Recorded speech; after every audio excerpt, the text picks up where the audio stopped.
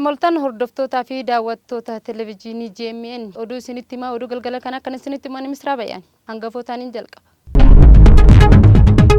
Ayyaanni Daamaraa sababeeffachuun addabaabaayii masqalaan qulqulleeffame. Adda bilisummaa uummata Tigraay bulchiinsa yeroo ammaa hoggansa isaa jalatti humnoota Tigraay ajajuu hin danda'u jechuun ibsa baase. Ayyaanni Irreechaa wiirtuu tokkummaa fi calaqqee saba keenyaatti jedhame. Haleellaa qilleensaa Israa'el Libaanos irratti raawwattee jirtu lubbuun lammiilee hedduun dhabamuun dhagahame. Kanaan gammaa isinitti himee hangafoota oduuti amma gara bal'ina oduuti keenyatti hin darba.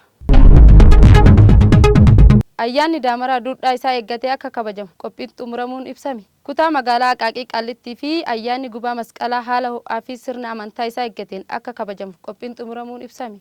Guyyaa har'aa iddoo Daamaraan itti dhaabbatu duulli qulqullinaa bakka abbootiin amantaa hooggantoonni sadarkaa garaagaraa hojjettoonni fi hordoftoonni amantichaa argamanitti raawwatameen ibsame. Bulchiinsi magaalaa Finfinnee ayyaana Daamaraa sababeeffachuun addabaabaayii masqalaa qulqulleesse. Dureewwan amantaa garaagaraa fi hordoftoonni sagantaa qulqullinaa kanarratti hirmaatuun dhagahame. Akkasumas magaalaa Hararii fi bakka ayyaanni Daamaraa itti kabajamu duula abbootii amantii garaagaraatiin qulqullaa'e. Duula qulqulluu kanarratti abbootiin amantii dabalatee qaamoleen nageenyaa fi jiraattonni magaalichaa hirmaataniiru. Adda bilisummaan uummata Tigraay bulchiinsa yeroo ammaa hoggansa isaa jalatti humnoota Tigraay ajajuu hin danda'u jechuun ibsa baase. Durataan adda bilisummaa uummata Tigraay bulchiinsa yeroo ammaa Tigraayin hogganu isa jalatti humnoonni Tigraay ajajuu hin danda'u jechuun ibsa baase.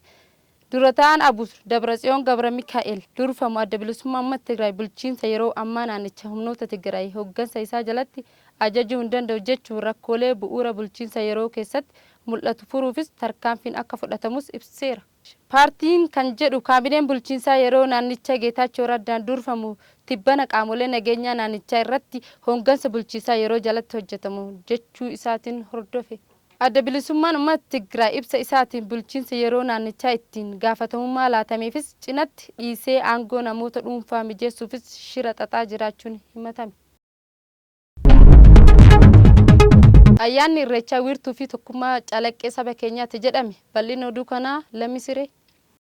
Uummanni Oromoo uummata seenaa Itoophiyaa keessatti maqaa yaamsisee fi saba guddaa sirna gadaa, aadaa, safuu, seeraa fi heera mataa isaa qabu yoo ta'u, uummanni Oromoo uummata seenaa Itoophiyaa keessatti biyya maqaa yaamsisee fi sirna guddaa, sirna gadaa, aadaa, duudhaa fi safuu, seeraa fi heera mataa isaa qabu yoo ta'u, uummanni Oromoo sirna jabaa ittiin bulmaata sabaa fi biyya bira dabree sadarkaa addunyaattis qajeeltoo jabaa ittiin bulmaata dhala namaa ta'uun sirna bulchiinsa ammayyaa har'a addunyaan ittiin gaggeeffamaa jirtuufis bu'uura kan ta'e jechuudhaan biiroon kominikeeshinii Oromiyaa karaa fuula hawaasaa isaatiin ibseeti jira.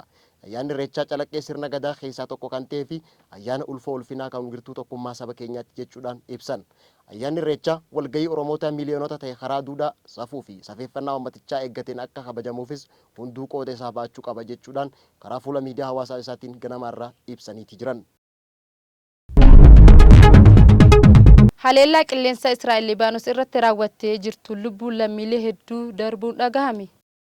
Mootummaan Israa'el haleellaa qilleensaa Libaanos irratti raawwachaa jiru lammiilee nagaa hedduu galaafateeti jira. Israa'el kibxata kaleessa qofa kibba bahaa fi baha Libaanositti haleellaa xiyyaaraa raawwatteen lubbuu lammiilee 500 olii galaafachuu ministeerri fayyaa biyya Libaanos beeksiseeti jira.